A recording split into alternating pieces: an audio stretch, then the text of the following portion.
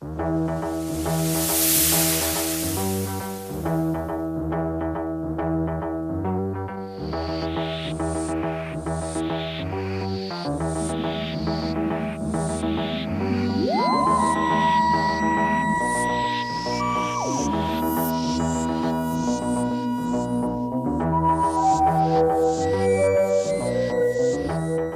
ladies and gentlemen, Nick here, and welcome to my Doctor Who Season 4 ranking, where we'll be, sorry, I've got the window open if you can hear some noise from outside. It was a bit warm earlier, considering it's February.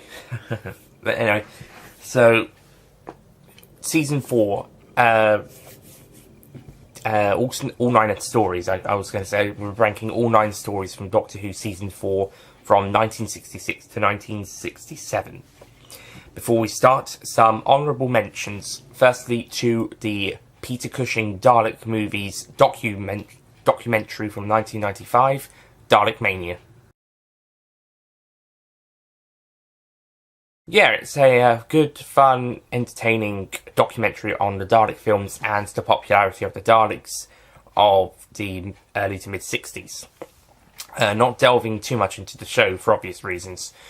I don't think it's quite as good as More Than 30 Years in the TARDIS, which came out, well, technically as 30 Years in the TARDIS 2 years before, but with the extended edition and renamed More Than 30 Years in the TARDIS, which we've got on the 2013 DVD as part of the Legacy box set with the original Shada DVD release. That came out in 94, so a year before this documentary. So 2 years after 30 Years in the TARDIS, but a year after the extended edition of that, of the 30 Years documentary, which is More Than 30 Years in the TARDIS, and we will review that after we've done the Sylvester McCoy era, along with Dimensions in Time. God help us. I'll have to check which one came out first. Maybe do Dimensions in Time first if I can do More Than 30 Years in the TARDIS. So, yeah, and yeah, I think Dalekmania is good. It's a good documentary. And the other honourable mention is for the docudrama. So it's a dramatisation of historical events, hence docudrama. And you get those on TV and film. And I really like docudramas. I really enjoy them. And I like docu-films. I like documentary films sometimes. And documentaries can be good as well. And if the right way to make a documentary film, and you could end up with a really great product, like Everything or Nothing, which is the James Bond one from 2012, which I'll get to review in December, and The Imposter, which I fucking loved, and there's a DVD at the charity shop I volunteer at that hasn't gone on the shelves yet, so if it goes on the shelves, I'll try and get that. That's a great documentary. I've seen it twice, and I loved both times. And docudramas I love as well. I've really enjoyed them. I liked the Hitler Rise to Evil one with Robert Carlyle from The World's Not Enough. I liked the Train Robbers one from 2013 with Jim Broadbent playing the police officer in part 2. I enjoyed Rory Kinnear in the Lucan one. But my favourite is this. Of course, you got some dramatisation of historical events in film, of course, like The Imitation Game, for example, but I'm mainly talking about TV. And my favourite docudrama is, of course, the one that tells Doctor Who's origin and birth and the early years, focusing on first the production team starting out making the show and then moving on to its leading actor. And this is, of course, An Adventure in Space and Time. Yep, bloody love this. So, yeah, I've reviewed both of these two already, and you can go and check them out. I've not counted them as Season 4 because they're not Season 4 stories, but I did do them around the same, between 10th Planet and Power of the Daleks, to tie in with the end of William Hartnell, in case of Adventure in Space and Time, in case of Dalekmania with Peter Cushing, who is also pretty tied in with William Hartnell. Why I did Doctor in the Daleks and Daleks Invasion of Earth 2115 AD, I did those, and I kind of tied those in as honourable mentions on for the Season 2 and 3 rankings. On a dishonourable mention I did not do for season 2 ranking would be whatever happened to Susan, but that would be a dishonourable mention, so not much of a problem there. So anyway, moving on to the official ranking, and we have the stories we are doing are William Hartnell's last 2 stories, The Smugglers and The 10th Planet, and then we'll be starting Patrick Troughton with The Power of the Daleks, and then moving on through the era with The Highlanders, which is the last classic story, with the exception of Black Orchid, it's the last one. The Underwater Menace, The Moonbase, The Macra Terror, The Faceless Ones, and the last Dalek story until 1972, The Evil of the Daleks. So now we get on to the ranking properly with number 9. Okay, number 9 is... this is so far Patrick Troughton's worst story. Oh, there'll be worse in season 6. I think season 5, all the stories are better than this one. I think, anyway. We're only one story in that time of recording, and it's the best one.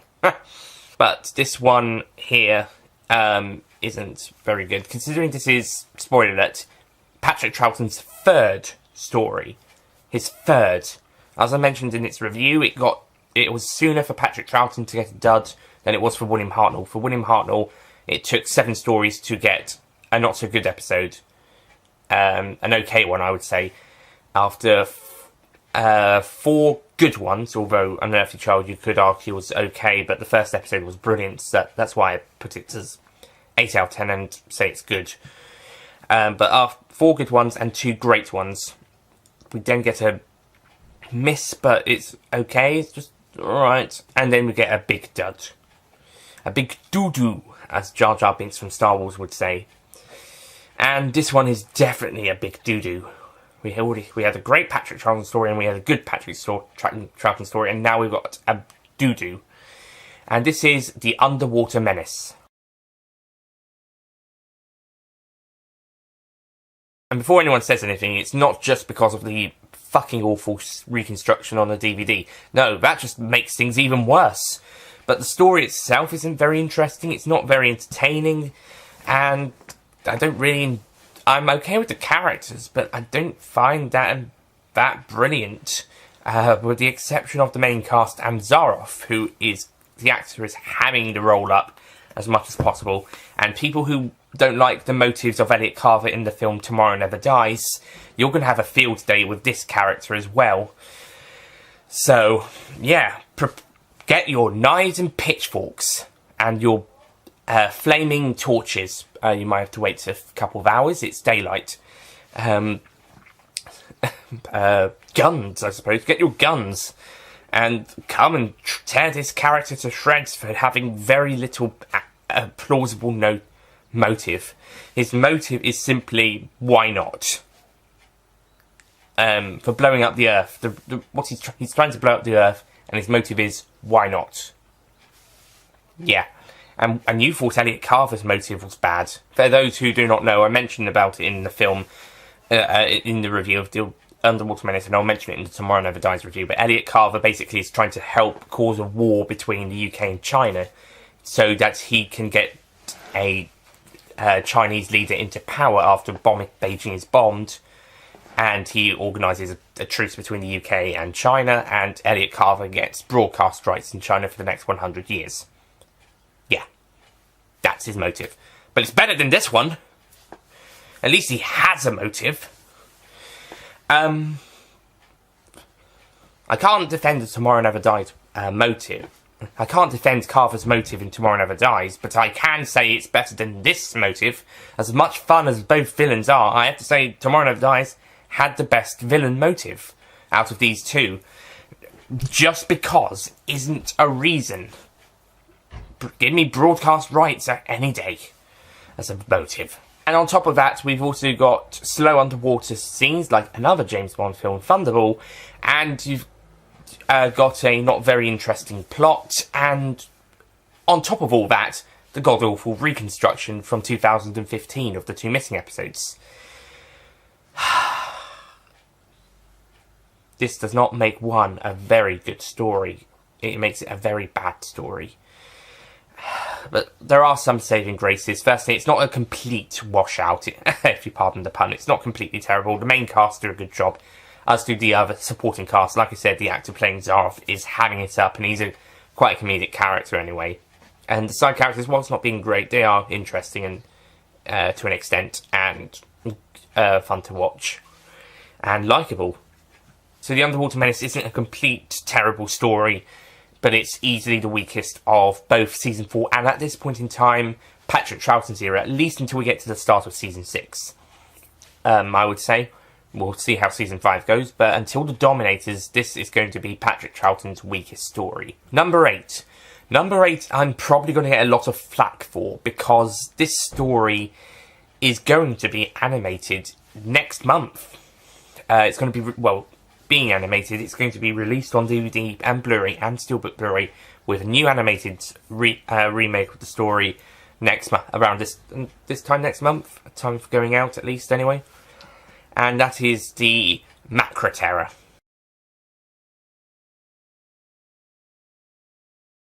The Macra Terror I don't find to be that great of a story. I'm happy it's getting animated. I'd be happy, like I said, I'd be happy if the Space Pirates, my least favourite of all time, and will take over Dominators as the worst Patrick Troughton story ever, when we get to that point. But I'd be happy if that one was getting animated or reconstructed and released on DVD or Blu-ray, more so for the DVD, because completed collection. And unless you meant Season 6 Blu-ray box set, it doesn't really deserve the Blu-ray release. But anyway, but the Macra Terror, I have to be honest, I didn't enjoy. I didn't really enjoy it the first time round. I was still excited to hear it was coming after watching the story the first time round. I wasn't that excited, but I was still happy because the news came out afterwards that well, the rumours anyway, and then the official announcement later on. And I was still happy and still excited for the potential reconstruction or reanimation, and then later the actual animation. But on the rewatch, just didn't enjoy this one. I really didn't enjoy it. First of all, this has a bunch of characters that I don't like. Ola, I really wanted to punch him in the face, but I couldn't because I was watching on my phone, so I would have broken my screen. And if I was watching on the computer, I'd probably also break my screen and have people watching me doing it. Second, I think the story is good, but it's mostly focused on this central idea. I would have liked to have seen a bit more of the colony. The Savages had the same problem, and it was written by the same person. They had this great big colony or setting, but they didn't expand on it. So you've got a 4-part story. This isn't a new series story where you've only got 45 or 50 minutes to play with. You've got 100 minutes to play with, and you don't do anything with the setting apart from a few little bits in part 1. Okay, I'll admit, part 1, they do a couple bit of leisurely activities, and you get see a bit of the work detail in parts 3 and a bit of 4. But outside of, and a little bit of the cheering in part 4, but we don't really get to expand on this. I suppose it is slightly more than the Savages. In the Savages, we've got 2 characters taking the companions on a tour in part 1, but after that, nothing. In fact, that was basically it for that. I think actually maybe I was being too harsh on this story, to be honest. Maybe the Savages is worse in not showing what we actually want to see. Besides the plot. You know, yeah, I was a bit harsh on this one. This one does show a little bit of the colony, but I would have liked to have seen more of the colony. I would have liked to have seen a bit more go other places. But I'll say it's better than the Savages in that regard. In fact, I think it is better than the Savages full stop. I gave the Savages a 6 out of 10 in the original review, but on my season 3 ranking, I said it was I lowered it to 5. I still put it above the Gunfighters, but I would still consider it a 5, and if I could re-edit that score at the end, I probably would, of the review. But yeah, the Macra Terror, I just didn't enjoy it, just didn't like it. I don't know what it was, it just wasn't that good. So I didn't really have a good time, and I'm not exactly looking forward that as much as I would for a better story to the animated version. I am looking forward to it, but not for the story, but for the stories being reanimated. and hopefully it will do a much better version for that, and there'll be another review on the main channel to see how this is done. However, for the version I had to stick with for the time being, the reconstructed version from Loose Cannon, who did a good job here, by the way. Loose Cannon did a good job. Still, I just wasn't quite enjoyed it. I'll say this for Loose Cannon, though, because I had to watch their reconstruction for this story, so I'm kind of being a bit unfair on them at the moment, because I've had to mention that. So I'll say this for them: their reconstruction of the Underwater Menace is better than the one from the BBC. I had to use that one to actually understand what was actually going on in those 2 episodes, and I did that before I watched the Moonbase, so that was helpful. So I have to give Loose Cannon praise for helping me understand what is going on in these stories, as opposed to the official BBC reconstruction from Underwater Menace. We'll see about Web of Fear. If that's the case, I'll have to check out Loose Cannon's reconstruction of Web of Fear Part 3 as well, before doing that review, and maybe just before moving on to Furia from the Deep. Which I'll have to watch all of Loose Cannon's reconstructions for that one, because that one is completely missing. Yay. Anyway, so Macra Terror. It's okay. At best. It's annoying at worst. But it could be worse. It could be the bloody Underwater Menace, where it's not a good story to begin with, whilst I think this one just takes its turn, trips up a bit. Okay, moving on to number 7, and my list has just fallen down. I'm going to have to get a bit... gonna have to do these quicker. Number 7 is William Hartnell's penultimate story, The Smugglers. Possibly the weakest season opener so far, but again, Dominators is coming up next season. Not next season, that's season 5, but I've started season 5 in the reviews. I'm reviewing to the Sidemen later, but watching, I've started season 5, so in my mind, season 6 next.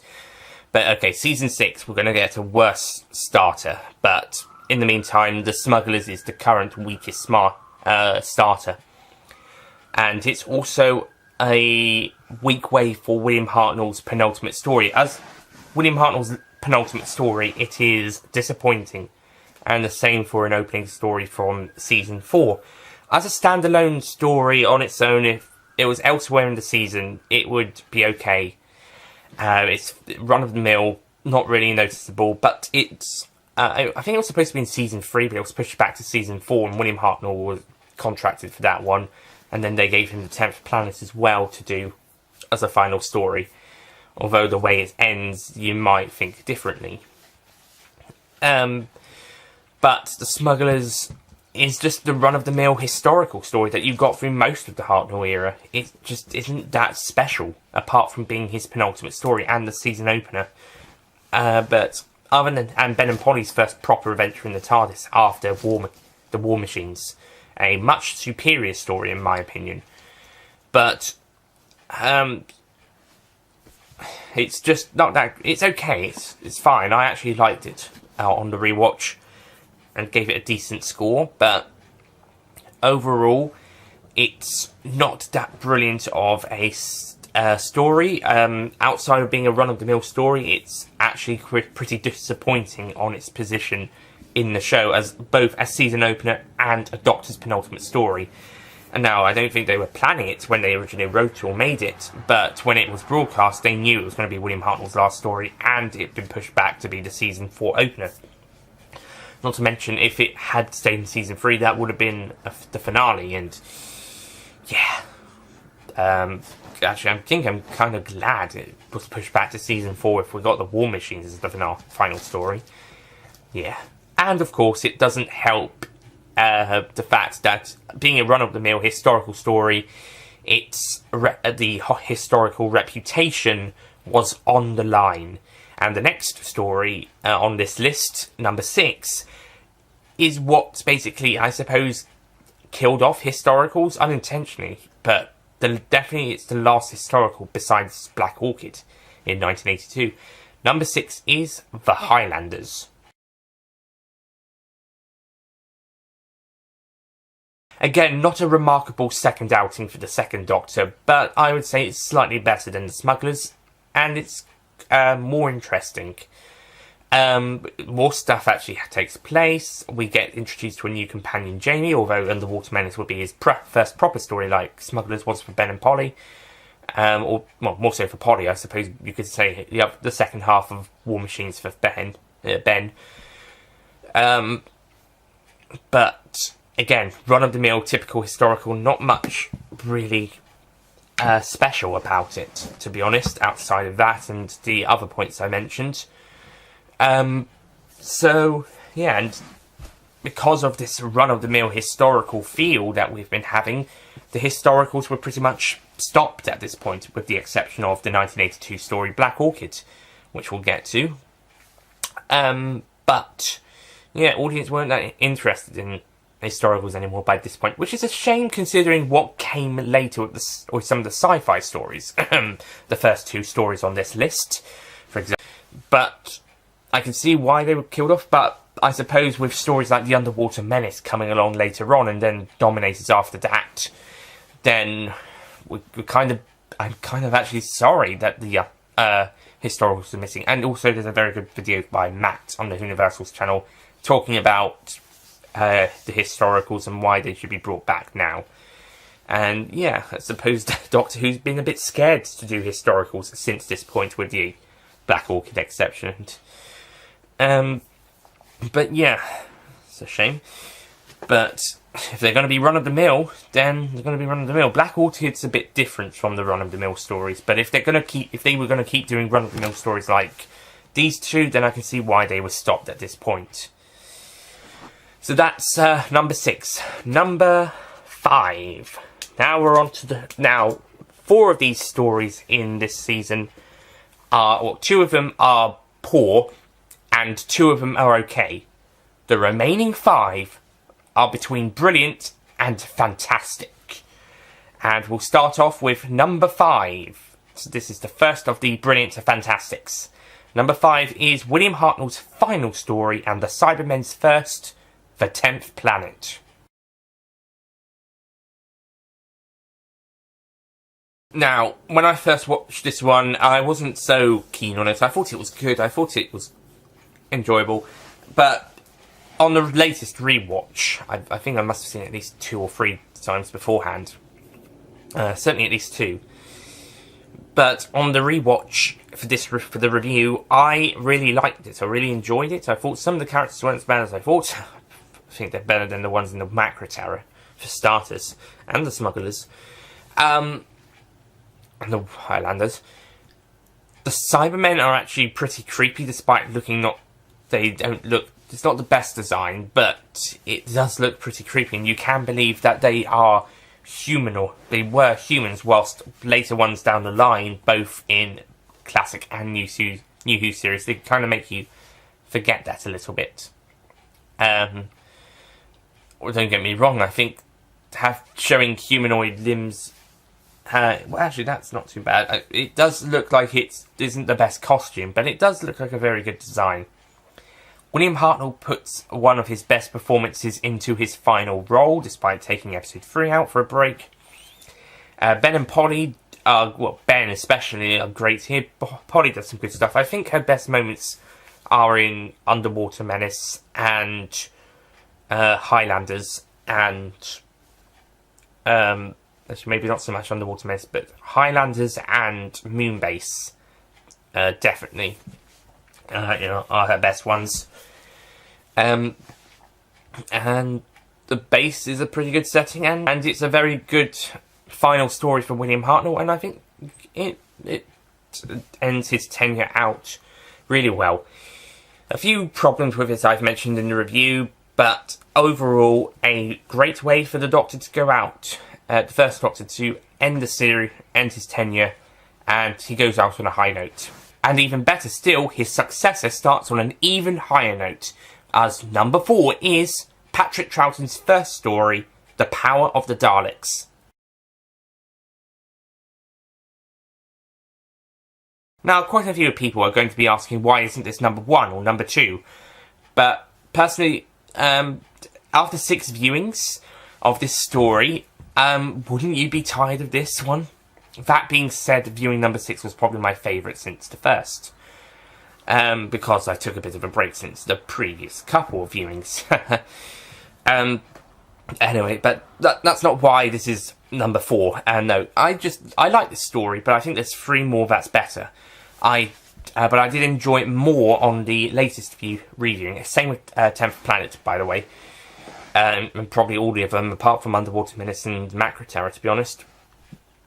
Although Faceless Ones has dropped down a bit in the ranking. Oops, spoiler alert. But I do think Power of the Daleks is a good story, and I do like the animated episodes that they did here. I did like the 10th Planets one as well, but I think the BBC Studios do better animation than Planet 55. For example, I give you the Reign of Terror. Fucking disgraceful. But 10th Planet and Moonbase are actually really good animated episodes. I guess the episodes themselves are, and the stories they're part of kind of help my appreciation for the animated episodes as opposed to Reign of Terror's one. But Reign of Terror, they had really poor animation, whilst the 10th Planet and Moonbase had really good ones.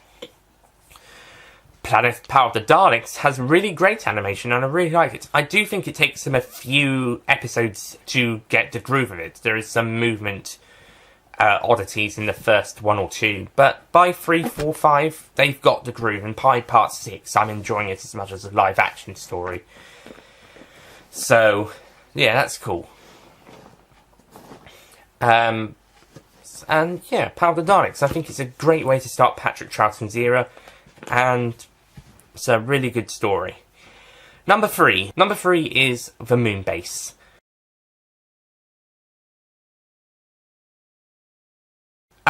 I just like this one. I think it's good. I think it's got some good stuff going for it. It's the second Sidemen story. It's when they're on the Moonbase. They also explain in Tomb of the Sidemen that the reason they attack the Moonbase is because they're running out of machinery and equipment, and they have to try and get some on the Moonbase.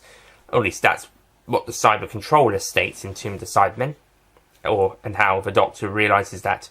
And they also mention his first encounter with the 10th Planet and how he destroyed the planet.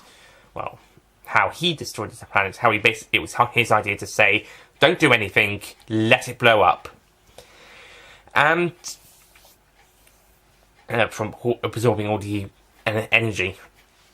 So, the Moonbase, it's pretty good. I like the new cyber design, although I think the voices aren't that great, but I think they're too robotic. I think when they go to Tomb of the Sidemen, it's a bit of a more squeakier voice. It does sound robotic, but it's got a hint of humanity in it. It's not terribly robotic. And I think the design may be slightly altered and improved on for Tomb of the Sidemen, but it still looks very similar to the Moonbase's one. They keep changing these Cyberman designs in the 60s. I mean, they kept the Moonbase one for Tomb moderately, but then they'll update it again for Wheel in Space, and then a bit more one for the Invasion, which basically inspires the ones for Revenge, and then later for Revenge of the Sidemen, and then for the 80s. But even then, those two have slightly altered ones. It's not until you get to Earthshock that they actually stick with a design that they like for the rest of the era, even if there's a slight update in Silver Nemesis. And I just think the story's good, and the side characters are good. Yeah, I think the boss guy is a bit of a prick to start off with, but he gets better as the story goes along. So, the Moonbase. I found it very good. Number 2. Now, number 2 was previously my number 1 spot, and my current number 1 was number 2. But they kind of swapped after I rewatched the number 1 story, and I thought that was better. On the rewatch, I liked it more. So, yeah, on the original reconstructed with surviving episode viewings, I thought they were both great. But I thought this story was slightly better. But on the rewatches, I think I prefer the other one. But I still really liked them both, and I really enjoyed them. It's just that the other one's kind of gone above this one now, and this one is the Faceless Ones. Yeah, I think this is a good story. I think it's fun, enjoyable, it's got some good stuff. The only really problem with it is that they don't do anything with Ben and Polly apart from having them kidnapped. And it's their last story and they hardly do anything. This is a bad companion story. It's a good story, but it's a bad way for the companions to leave, doing nothing. I know I mentioned the contracts and stuff, but has the contracts had originally been due to end after part 2 of Evil of the Daleks, you could have just lowered it to part 6 of this story instead of just cutting out an entire 6 weeks. All 6 weeks. But the rest of the story is very good and got some great moments. Yeah, this is other dickish control boss guy in charge, but again, halfway through he becomes okay, and by the end he's a pretty good guy. And Samantha Briggs is a pretty good side character / would have been future companion had the actress accepted the offer. But overall, it's good. It's just disappointing that Ben and Polly don't do more. That's a shame. And finally, number one. Number one is just brilliant. Number one is The Evil of the Daleks.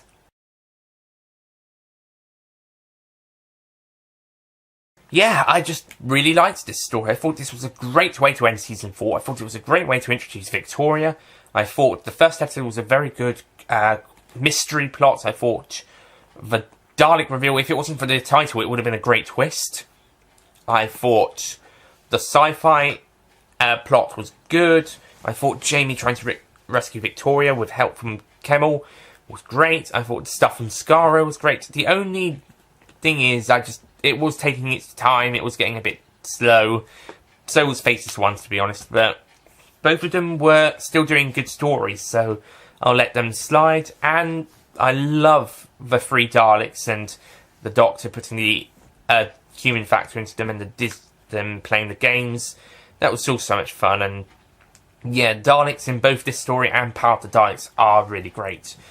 And once again, this story, they're at their bossy and nasty side again, but sometimes that is good, and we get the Dalek Emperor. That is really cool, and even better than the version you get in the comic strips at the time, where it was just a normal gold Dalek with a giant boiler-shaped dome. Here, it looks like he's part of the city. So cool. And it's not really your typical Dalek. He looks so cool. Is it the best Dalek Emperor design? Well, Parting the Ways does have a slightly better one, but yeah, I will say the design is better than the Remembrance one, although that is Davros. So that's not really pushing it, to be honest. Yeah, I just think this story is great. Another thing I'm not so keen on is the whole bit with Toby, the what's his fuck job, stable boy or whatever. I don't really need to see the point of him. You just really get a cliffhanger from part 2. That's all. And the second death. And part 7 ends a bit too soon. Victoria's first scene in the TARDIS is pushed into Tomb of the Cybermen. But all that said, this is still a really good story, really great entertainment, and it's certainly Patrick Troughton's best story until the next season began. But for this season, definitely Patrick Troughton's best season 4 story, and the best season 4 story, full stop. But the best William Hartnell's season 4 story was the 10th Planet, obviously. So yeah, brilliant story. So that's it from my season 4 ranking, and I'll reread you the list. Number 9, The Underwater Menace. Number 8, The Macra Terror. Number 7, The Smugglers. Number 6, The Highlanders. Number 5, The 10th Planet. Number 4, The Power of the Daleks. Number 3, The Moonbase. Number 2, The Faceless Ones. And number 1, The Evil of the Daleks. And it was also a great way for the Daleks to go out before they came back in 1972 in the... I'm sorry to say this, but Day of the Daleks at the time was their weakest story besides Mission to the Unknown, and it's still one of the weaker Dalek stories. So, yeah, I have to give the Daleks this. Apart from Mission to the Unknown, every single 60s Dalek story was brilliant. And I think I have to say the same for the Cybermen as well. But we'll talk about that when we get to Season 6. But yeah, Daleks have been brilliantly done throughout the first 4 seasons. From 1963 to 67, they have been brilliant. With the exception of Mission to the Unknown, all the stories have been great. Although I will say they were good in Mission to the Unknown. So yeah, we're now going to be taking a 5-season break from them, but they will be back at the start of Season 9 in Day of the Daleks. In the meantime, we've got Cybermen to deal with in the next story, The Tomb of the Cybermen, which is one of my all-time favourites. And yeah, so expect that to be very high on the Season 5 ranking. In fact, expect it to be number 1. Because it will be number 1. I don't think that's going to be changing anytime soon. And I've recently rewatched it, so I shall know.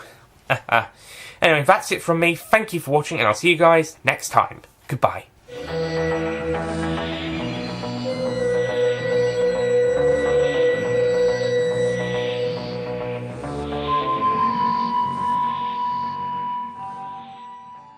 Don't forget to click below to subscribe to the official Nicholas Payne Retro YouTube channel. Yeah, it's a fun, entertaining documentary. I don't think it's as good as An Adventure in Space and Time, which... hang on, not that. Not that either. See...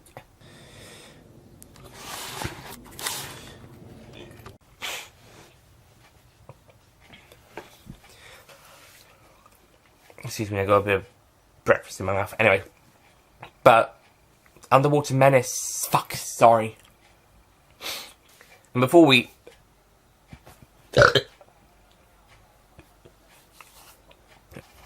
Anyways, that's... So the Underwater... And... Yeah.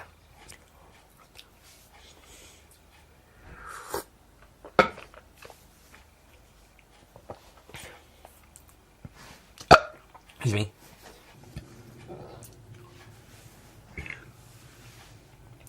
Yeah, it's just a very good... And better still, his And better still, his successor starts on an even... Fuck. Number 3 is the Moonbase. Excuse me. Number 3.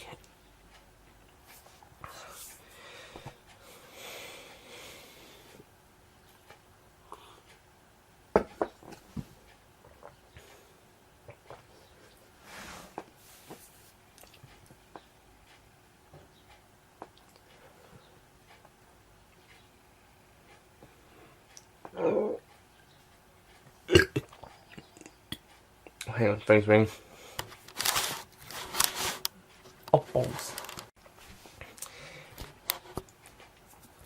Number 2. Number 2 was previously my number 1, but after rewatching my previously number 2 spot, that one went up, and this one lowered itself a little bit. Number 2 is The Faceless Ones. Now, my top 2 I enjoyed... are stories that I had to watch reconstructions with alongside surviving episodes, and I enjoyed them both on the first time viewing, but this one I still enjoyed, but I think I enjoyed the other one on the first one. Number 2 is The Faceless Ones. I don't know if I said that already. If not, put that back in just before I start talking about how much I enjoyed them. So, actually I'll start this again. Number 2. Now, number 2, I saw this one and my Now, number 2... Yeah, fuck.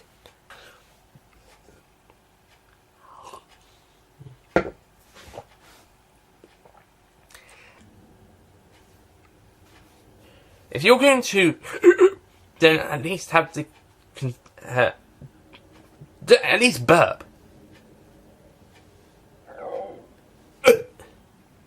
That'll do. Oh, now you're ready.